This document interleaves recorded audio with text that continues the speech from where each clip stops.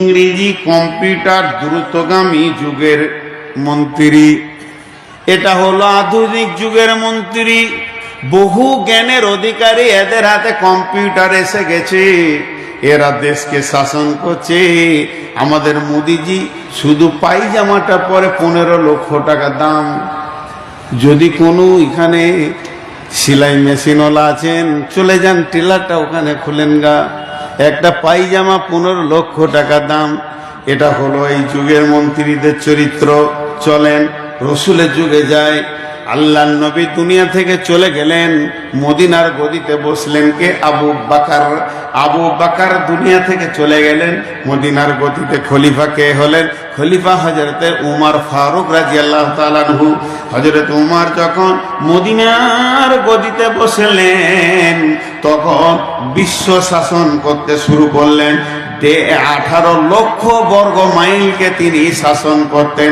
হযরত উমর ছোটতে আলাভোলা ছিল, ছোটতে সাদা সিধে ছিলেন, ছোটতে খুব বিচক্ষণতা পাওয়া যায়নি। একটা ঘটনা শুনলে বুঝবেন, ওর বাপ ওকে উট চড়াতে দিয়েছে মাঠে। উমর রে, উটগুলো নিয়ে যা, উটগুলো চড়িয়ে নিয়ে আয়। যখন বাড়ি আসে তো মাথার চুলে এক গাদা উটের লাদ, উটের গোবর গোটা মাথায় লেগে আছে। ওর আব্বা নাম হচ্ছে খাত্তাব। খাত্তাব জিজ্ঞেস করছে, উমর এখানে আয়। দেউ গেল বাপের কাছে, তোর মাথায় এগুলো কি? এমনি হাত দিয়ে বলছে গোবর। খেপার মতো বলছে এগুলো গোবর। কিসের গোবর? বলছে উটের গোবর। উটের গোবর তোর মাথায় এলো কি করে বল? বলছে আব্বা, মরুভূমিতে রোদ খুব, এবার রোদে বসবো কোথা? উটের পাছাতে দিয়ে বসেছি, লেদে দিয়েছে ও। বসার জায়গা দেখেন, উটের পাছায় বসেছি, লেদে দিয়েছে ও। ধোয়ার তো কোনো ব্যবস্থা নাই, তাই গোবর লেগে আছে। ওর বাপ ওর গালে একটা চর মেরেছিল, টান মেরে একটা চর দিয়ে বলছে, গাধা, তুই উট চড়াতেও জানিস না? আল্লাহ তোকে এত জ্ঞান কম দিয়েছে রে গাধা, বাপ তো মারবি বেটাকে। এই সেই ওমর যে মাথায় গোবর নিয়ে বাড়ি এসেছে, ওই ওমর যেদিন মদিনাতে খলিফা হলেন, 18 লক্ষ বর্গ মাইলকে একটা আঙ্গুলের ইশারায় হিলাচ্ছেন। সেই ওমর মসজিদে নববীতে শুয়ে আছে, ফজরের নামাজ পর একটু আরাম করছে। গদিটা কি? বালুর ওপরে। 18 লক্ষ বর্গ মাইলে বাদশার বিছানা কি? বালুর ওপরে চাদরটা বিছিয়ে দিয়েছে, বালিশ নাই, এ হাতটা দিয়ে দিয়েছে, একটু আরাম করছে।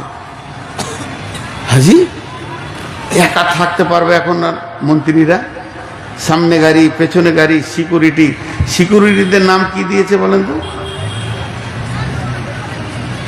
Security force.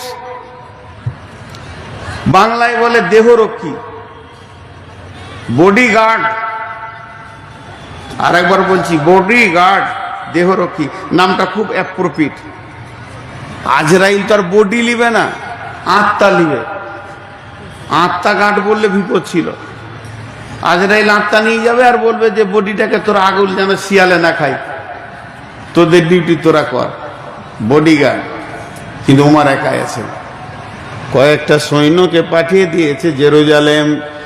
ধৈর্য ধরেন, কয়েকটা সৈন্যকে জেরুজালেম পাঠিয়ে দিয়েছে, ওখানে কালেমা তাওহীদ পৌঁছিয়ে দাও, সেখানে দ্বীনের দাওয়াত পৌঁছিয়ে দাও। তারা অন্ধকারে আছে, তাদের কাছে আলো পৌঁছিয়ে দাও, কোরআনের আলো পৌঁছিয়ে দাও, রসুলের হাদিস পৌঁছিয়ে দাও। সেই সৈন্যগুলোকে জেরুজালেমের সৈন্যরা কেল্লায় ভরে অবরোধ করে দিয়েছে, তাদেরকে তবলিগের কাজ করতে দিচ্ছে না। তদানীন্তনকালে ওই জেরুজালেমের যিনি প্রাইম মিনিস্টার ছিলেন, প্রধানমন্ত্রী ছিলেন, তিনিও একটা গির্জার পোপ। একটু আগে বললাম পাপায়ে আজাম, তিনি একটা গোটা জেরুজালেমকে শাসন করছে। জেরুজালেম হচ্ছে একটা ছোট দেশ, আর আমার উমরের দেশ হচ্ছে বড়। এবার পাপা দেখলো উমরের সঙ্গে যদি যুদ্ধ করতে যায় পারবো না, ওর যা সৈন্য আছে, আমার তো নাগরিক নাই, কেমন করে চলবো? তুমি একটা চিঠি লিখলেন, আর চিঠি লেখার পর একটা দূতকে বললেন, বন্ধু এটা তুমি পৌঁছে দাও মদিনাতে। ওই রাষ্ট্রদূত চিঠিটা নিয়ে হাঁটতে হাঁটতে হাঁটতে হাঁটতে মদিনা মারওয়ারায় গিয়ে পৌঁছালো। মদিনায় পৌঁছানোর পর বলছে, মুসলিম জাহানের পার্লামেন্ট কোনটা, মুসলিম জাহানের সংসদ কোনটা, মুসলিম জাহানের আপনার গদি কোনটা, মুসলিম জাহানের সব থেকে বড় পার্লামেন্টটা কোথায়? ছোট বাচ্চারা বলছে, ওই যে মসজিদে নববী, এটাই হলো মুসলিম জাহানের পার্লামেন্ট। সাইমুম ধরে পড়েছে কুটির, তুমি তো পরনে নুয়ে, খেজুর পাতার প্রাসাদ তোমার বারে বারে গিয়েছে খোঁজে। পারমেল ডাকিছে, মার্বেলের নয়, কারুকার্য করার নয়, মাত্র খেজুর গাছের পাতা আর খেজুর গাছের ছাওয়ানি। বলে আপনাদের আমিরুল মুমিনিন কোথায়? বলে ওই যে মসজিদে শুয়ে রয়েছে, কোনো বডিগার্ড নাই, কোনো সিকিউরিটি নাই, কোনো দেহরক্ষী নাই, একটু আরাম করছেন, ফজর পড়েছেন। উনি বলেন আমাদের আমিরুল মুমিনিন খলিফাতুল মুসলিমিন। উনি যে বলেন আদব নেবেন জাহাপনা, হযরতে আদব নেবেন জাহাপনা। যেই বলা আমিরুল মুমিনিন উঠে বলছে, কে বাবা, তুমি কোথা থেকে এসেছো? রাষ্ট্রদূত বলছে, হুজুর আমি জেরুজালেম থেকে এসেছি, আমাদের প্রাইম মিনিস্টার আপনাকে একটা চিঠি দিয়েছে। আমার বলার কিছু নাই, একটু চিঠিটা নজর লাগিয়েলেন। হযরত উমর চিঠিটা নিয়ে পড়ে দেখলেন, বললেন জাহাপনা, আপনার সৈন্য আমার দেশে দাওয়াত দিতে এসেছে কোরআন হাদিসের, তাদেরকে কেল্লায় অবরোধ করা হয়েছে। আমি আপনার সাথে যুদ্ধ চাই না, আপনার সঙ্গে সমঝোতা করতে চাই। একবার আপনাকে পত্র দিয়ে আমি আমন্ত্রণ করছি, আপনি আমার দেশে আসেন, দুইজন মিলে একটা আপোষ করে নিব।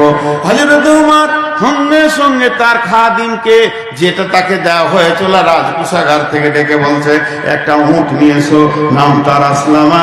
আসলামা একটা উটকে রেডি করো, এক্ষুনি জেরুজালেম যেতে হবে। তারা এখন তাকাজা এসে গেছে, এখন একদম আল্লাহর দ্বীনকে বাড়ানোর জন্য তাকাজা এসেছে। পৃথিবীর সমস্ত কাজ এখন বাতিল, এটাকেই আগে করতে হবে। হযরত উমর উটের ওপরে চড়ে নিলেন, লাগামটা ধরে নিলেন আসলামা, আর কলম ধরে নিল কবি নজরুল ইসলাম। এই ঘটনার উপরে কবি নজরুল ইসলাম একটা কবিতা বলছে, হেরি পশ্চাতে চাহি তুমি চলিয়াছ রৌদ্র দগ্ধ দূর মরুপথ বহি, জেরুজালেমের কেল্লা যেটাই আছে অবরোধ করে, বীর মুসলিম সেনা দল তব বহুদিন মাস ধরে, দুর্গের দ্বার খুলিবে তারা। বলেছে শত্রু শেষে উমার যদি গো সন্ধিপত্রে স্বাক্ষর দেয় এসে, হায়রে আদেক দারাল মালিক আমিরুল মুমিনিন। শুনে খবর একাকি উঠে চলেছে বিরামহীন, সাহারা পাড়াইয়ে ঝুলিতে দুখানা শুকনো খুব জরুরি, একটি মশকে এতটুকু পানি, খুরমা 2-3 মুঠি। প্রহরী বিহীন সম্রাট চলে একা উঠে চোরে, চলেছে মাত্র একটি ভীত উঠে রশি ধরে। মরুর ঊর্ধ্ব আকাশে সূর্য আগুন বৃষ্টি করে, সেই সে আগুন তাতে ক্ষয়সম ফুটে বালুকার মরু পরে। কিছু দূর যেতে উঠ হতে নামি, কিছু দূর যেতে উঠ হতে নামি, কহিল গোলামের ভাই পেরেশান বড় হইয়াছ চলিয়া, এইবার আমি যাই। উঠে রশি ধরিয়া অগ্রে উঠে বসো উঠে, তপ্ত বালুতে চলে যে চরণে রক্ত উঠেছে ফুটে। গোলাম 2 হাত ধরে চুমি, গোলাম উমারের 2 হাত ধরে চুমি, কাঁদিয়া কহিল, এ আদেশ করেন কেমনে আপনি? গোলাম রহিবে উটের পিঠে আরাম করিয়া বসে, আর হেঁটে যাবে খলিফা উমর ধরিয়া উটের রশি। খলিফা হাসিয়া বলে, দেখছে আমি না হাসলেও চাপতে পারবে না। খলিফা হাসিয়া বলে, তুমি জিতে গিয়ে বড় হতে চাও ভাই রে, এমনই চলে।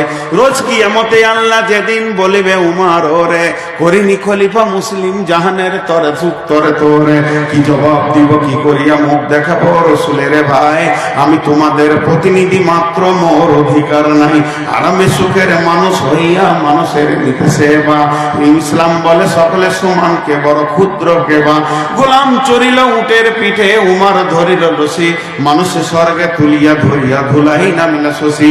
পালাক্রমে একবার উমার, একবার উমার, একবার উমার, আর একবার গোলাম, একবার উমার, একবার গোলাম, একবার উমার, একবার গোলাম। এবার জর্দান নদী চলে এসেছে সামনে, নদীটা যেই পেরিয়ে যাবে সেই জেরুজালেম ঢুকে যাবে। সৈন্য কোম্পানি কমান্ডার সব এসে হাজির হয়ে গেছে, তারা স্যালুট মারছে, আদব নেবেন জাহাপনা, আপনারা আমার দেশে এসেছেন। প্রাইম মিনিস্টার বলতে, যাও যাও যাও, তোমরা বর্ডারে গিয়ে 18 লক্ষ বর্গ মাইলের বাচ্চা আসছে, ওকে স্যালুট দেবে, স্বাগতম জানাবে। কোম্পানি মেজর দাঁড়িয়ে আছে সৈন্য নিয়ে। এবার উটের পালা পড়ে গেছে, উমার নামতে থাকবে, আসলাম ওপরে থাকবে। যেই জর্ডান নদী পার হয়েছে, কোম্পানি মেজর সালাম দিয়ে বলছেন, আদব নেবেন জাহাপনা, আপনি আমাদের দেশে আসার জন্য আমরা ধন্যিত হয়েছি, আমরা গর্বিত হয়েছি। তখন ওসলামা উপর থেকে কাঁদছে আর বলছে, আমাকে কেউ স্যালুট দিবেন না, আমি আমিরুল মুমিনিন নয়, আমি আমিরুল মুমিনিনের খাদেম। যিনি উটের লাগাম ধরে হাঁটছে উনি হলেন হযরত উমর, আমিরুল মুমিনিন, খলিফাতুল মুসলিমিন। সৈন্যরা ঝরঝর করে কেঁদে দিল, হায় আল্লাহ, বাদশা দেখেছি, মন্ত্রী দেখেছি, রাজা দেখেছি, বড় বড় ধনী দেখেছি, জমিদার দেখেছি, কিন্তু পূর্ণাঙ্গ মানুষ এখনো দেখিনি। আজকে একটা পূর্ণাঙ্গ মানুষ দেখলাম। বন্ধুরে, গির্জা ঘরে গিয়ে তারপরে সন্ধিপত্রে স্বাক্ষর করলো। স্বাক্ষর হয়ে যাওয়ার পর আর গির্জার পোপকে বলছেন, হযরত উমর ভাই, আমাকে 1-2 মিনিট ছেড়ে দেন, 10টা মিনিট ছেড়ে দেন, কিছুক্ষণ আমাকে ছেড়ে দেন। পোপ বলছে, কেন?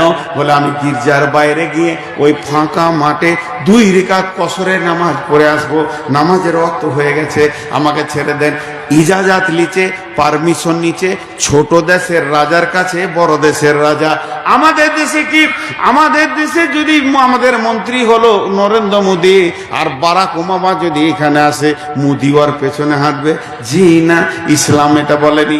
ইসলাম বলেছে তুমি যে দেশে চলে যাবে সেই দেশের মন্ত্রী তোমার মন্ত্রী। হযরত উমর ওটা মেনে নিয়েছেন। আমি এখন জেরুজালেমে আছি, আমার মন্ত্রিত্বে কোনো মূল্য নাই, এখানকার যিনি পোপ তিনি আমার মন্ত্রী, তাই তার কাছে আদবের সঙ্গে ছুটি লেছে। এইটা দেখে পোপটাকে মানে পাগল হয়ে গেল, ই কোন জিনিস রে ভাই, এটা কি? বলে, এটা ইসলাম, আমি ইসলাম মেনে চলি। বলে, তুমি কি এত ভালো, তোমার আদর্শে পাগল হয়ে গেছি। বন্ধুরে, হযরত উমর কি ভালো, উমর তো হলো জেরক্স কপি, উমর হলো ফটোকপি, উমর হলো একটা ছায়া। উমরকে যে বানিয়েছে, উমর যার হাতে তৈরি হয়েছে, সেই নবী মুহাম্মদ সাল্লাল্লাহু আলাইহি সাল্লামকে দেখলে তুমি কলিজাটা দিয়ে দিবে।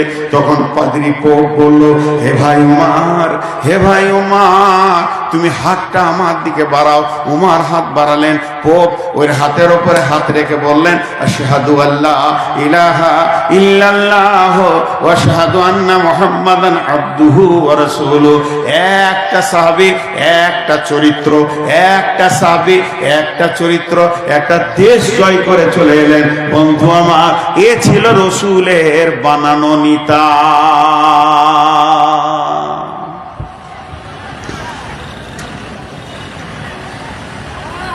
চেয়ারটা দিয়ে পাঠাবো?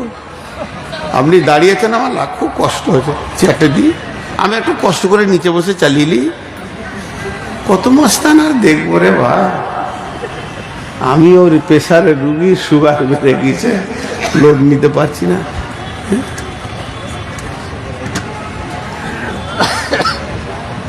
12টা বেজেছে, সার্ভার হয়ে আমি শেষ। তা আমি যে জিনিসটা এখান থেকে দেখাতে চাইলাম, সেই নেতাটা কেমন ছিল।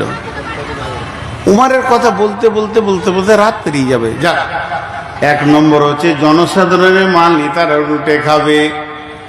নাম্বার 2, ওয়ালামানাতু মাগনামান, ওয়ালামানাতু মাগনামান, ওয়ালামানাতু মাগনামান, আমানতের খেয়ানতি চলবে। এমন একটা জামানা আসবে, 20,000 টাকা যদি কারো কাছে রেখে দেন 3 দিন পর নেব বলে, 3 দিন পর যখন আপনি আসবেন, বল ভাই টাকাটা দেন, চিহে দিয়ে দিচ্ছি বিকালবেলায়। বিকাল আবার কেন রে বন্ধু, আমার আমানত টাকা তোমাকে দিয়েছি। বিশ্ব নবী বলছেন, কেউ যদি আমানত দেয়, ওই আমানতের 5টা 100 টাকা নোট বের করে তুমি যদি 500 টাকা ভরে দাও, এটাও খেয়ানতি হয়ে যাবে। যে নোটগুলো দিয়েছে ওটাই দিতে হবে, এটা আমানতদারি। আমানতদারি খেয়ানত করলে ওই লোকটা মুনাফিক হয়ে যাবে। অথচ আল্লাহর নবী বলছেন, এমন একটা জামানা আসবে, আমার উম্মতের ভিতরে আমানতদারি চলে যাবে। এবার বলেন, 50,000 টাকা দিয়ে আপনি নিশ্চিন্তে থাকতে পারবেন না, 5 দিন পর টাকাটা আমি পেয়ে যাব। আনতে গেলে প্রথম বলবে বাক্সতে আছে, আপনার ভাবি নাই। তারপরে বলবে ভাবি এসেছে, টাকাটা বড় ছেলে একটা কাজে লাগিয়ে দিয়েছে, কালকে নেবেন, পশু নেবেন। এই করতে করতে 10 বছরেও আপনি টাকাটা আর পাবেন না। আমানতের খেয়ানাতি চলবে। মাদ্রাসার টাকা, মসজিদের টাকা, আর খিলাফের টাকা, আপনার কিনা সর্দারি টাকা, গ্রামের টাকা, মসজিদের মক্তবের টাকা, কোরবানির চামড়ার টাকা, ফিতরার টাকা, যার কাছে জমা থাকবে ও আমানতের খেয়ানতি করবে। এটা কিয়ামতের দ্বিতীয় আলামত। আর 3 নম্বর, ওয়া যাকাত মাগরামান, যাকাতকে জরিমানা মনে করবি, যাকাতকে জরিমানা মনে করবি।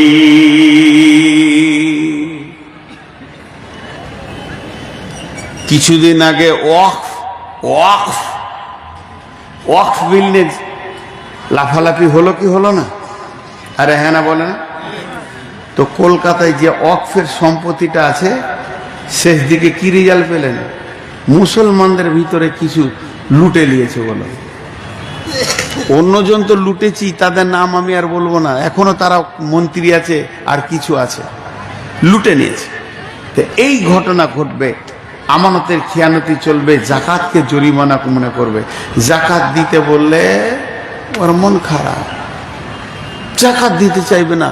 কিন্তু জাকাত হচ্ছে এই মুসলমানদের মেরুদণ্ডের হাড়, জাকাত হচ্ছে মুসলমানদের মেরুদণ্ডের হাড়, জাকাত হচ্ছে মুসলমানদের মেরুদণ্ডের হাড়।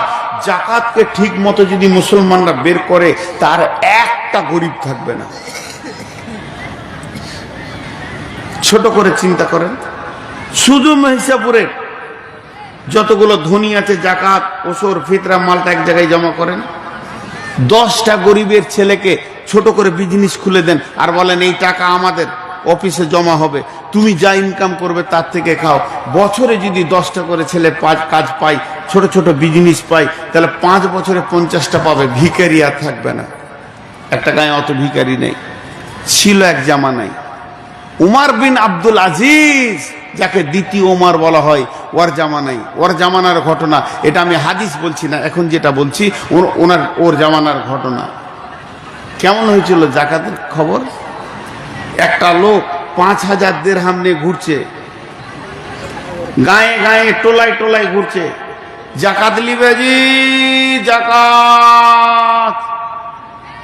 লোক নেই, জাকাত লেওয়ার লোক নাই। 3 দিন ঘোরা হয়ে গেল গায়ে গায়ে, কেউ বলছে না যে জাকাতের টাকাটি আমাকে দাও। শেষকালে মাঠে রোদে একটা গাছতলায় গিয়ে বসে আছে, তো দেখছি একটা লোক ময়লা কাপড় পরে, জুব্বা টুব্বা পরে ওখানে হেঁটে আসছে হন্তদন্ত হয়ে। ও বলছে যাক আলহামদুলিল্লাহ, এবার একটা গরিব পেয়েছি, একটা জাকাতটা দিব, দিয়ে বাড়ি যাবো, আমার ব্যবসা বাণিজ্য 3 দিন থেকে বন্ধ। ওর কাছে যখন এসেছে, আসসালামু আলাইকুম, আগে সালাম করছে আগ্রহ করে, ভালো আছেন ভাই, যাক আপনি এসেছেন, আমি এই জাকাতের মালটা নিয়ে ঘুরছি, কয়েকদিন থেকে বাড়ি ঘর ছেলে পেলে ছেড়ে দিয়েছি ভাই, আজকে 3 দিন হলো জাকাত দেওয়ার লোক পেছি না, এই টাকাটা নেন, দা আমাকে ছাড়েন। ও বলছে তোর মাথা খারাপ নাকি মিয়া, তোমার কি হয়েছে? বলে জাকাত দিতে এসেছি। কত আছে? 5000 দিরহাম। কদিন ঘুরছো? বলে 3 দিন। বলে আমি 10,000 নিয়ে 15 দিন ঘুরছি, কাপড় এমনি ময়লা হয়নি। বন্ধুরা আমার, মুসলমানরা সেই জাকাতটা তিলে তিলে হারিয়ে দিল। জাকাত হলো মুসলমানদের মেরুদণ্ড। মুসলমানরা যদি আজও পর্যন্ত জাকাত রাখতে পারতো, ভারতবর্ষটাকে টাকা দিয়ে রেজিস্ট্রি করে নিতে পারতো। বন্ধু আমার, এইটা আমাদের শেষ হয়ে গেছে। মানুষ জাকাত দিতে চায় না, জাকাতকে জরিমানা মনে করে। ধানের ওসর, ধান আসছে, 30 থেকে 40 জন লিবার কাজ করছে, আর ধান মেশিনে ঝাড়াই বাড়াই হচ্ছে, ধানের রাস লেগে গেছে, পাহাড় বেনে গেছে। আর যদি মাদ্রাসাওয়ালা চেকটা নিয়ে যায়, তো এমন করে তাকাবে, মনে হবে যেন বাপুতি মাল আমি দিছি। চাষিদের ভিতরে এমনি কথা কাছে, আর বাপুতি মাল। কড়া লোক যদি থাকতো, তোর গালে থাপড় মেরে বলতো তোর বাবার টাকা নিতে আসিনি, আমি আল্লাহর হকটা নিতে এসেছি, ফেল।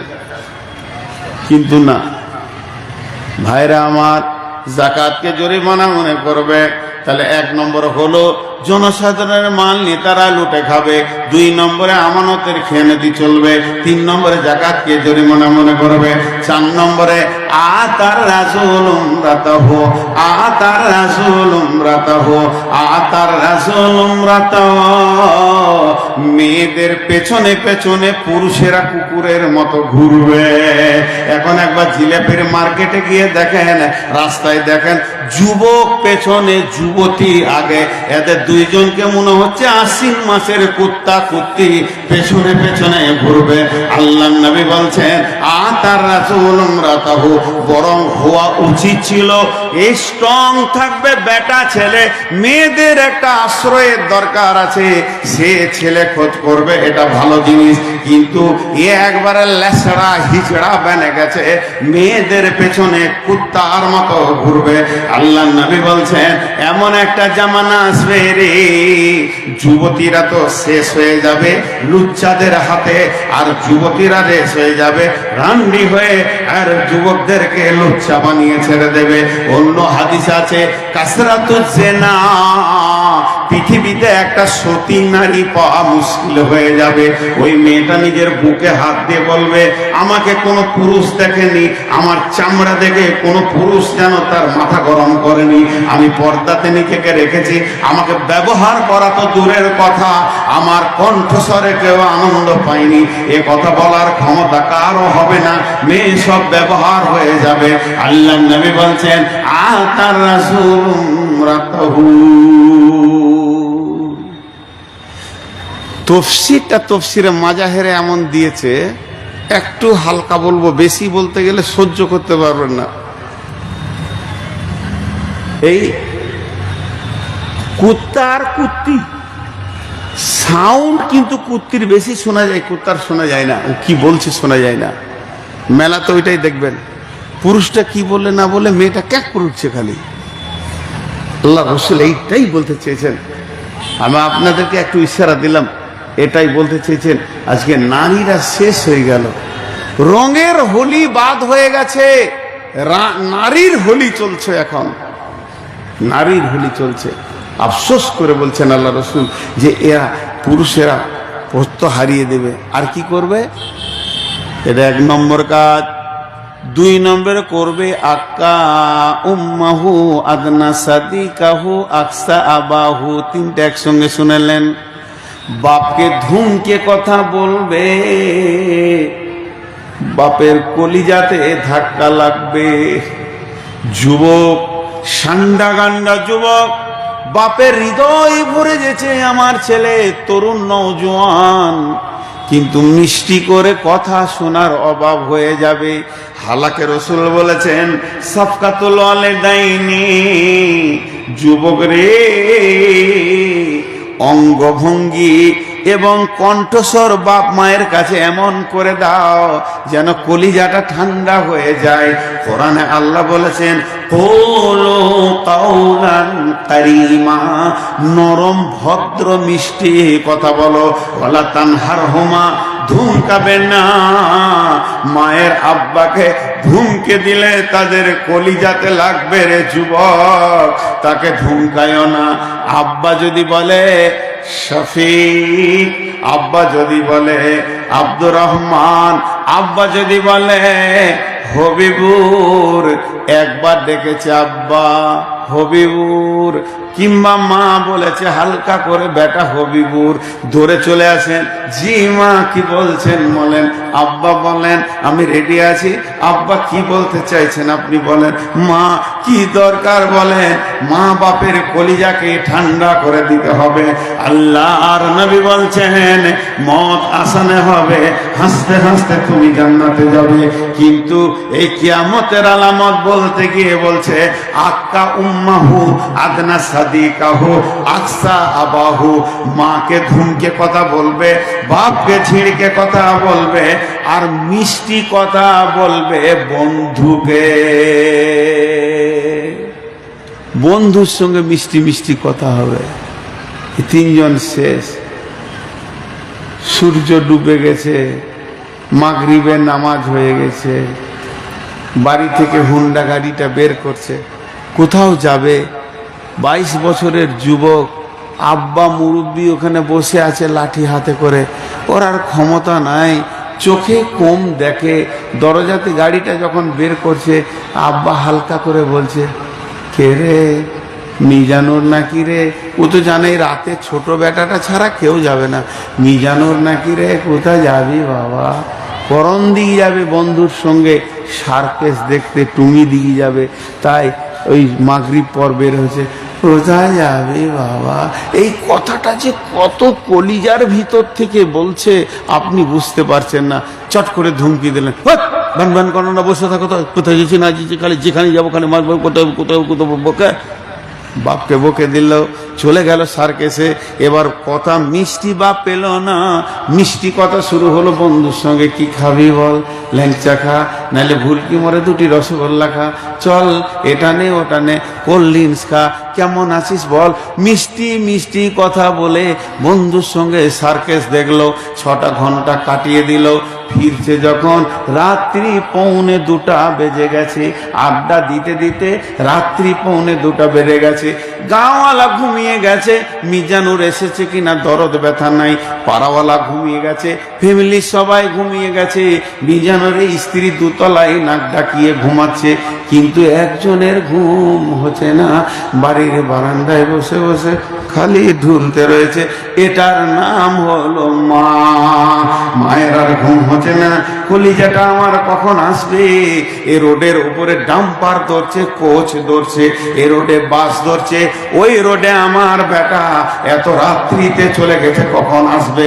এই ভেবে ঘুম হচ্ছে না। ঠিক যখন 1:45 বাজছে, বাইকটা নিয়ে গুড়গুড় গুড়গুড় করে ঢুকছে। মা দৌড়েছে, দরজাটা খুলে দে বলছে। বেটা এলি বাবা, এটাও বলেছে কলিজা থেকে। ফট করে মাকে দুটো ধুমকে দিয়ে বলে, তোর কি ঘুম নাই? তোর হুঁশ নাই? খালি রাত জাগি, হ্যাট করে ঘুমাই দিত, যা ঘুমাটা তুই। এই যে বলে দিল। যাবার সময় বাপকে দিল, আসার পরে মাকে দিল। মধ্যখানে বন্ধুর সঙ্গে মধ্য কথা, আনন্দের কথা বললো। এরপরে দেখছে কেউ নাই, মাই তো একা আছে। টক টক করে জুতা খুলে 2তলার উপরে গিয়ে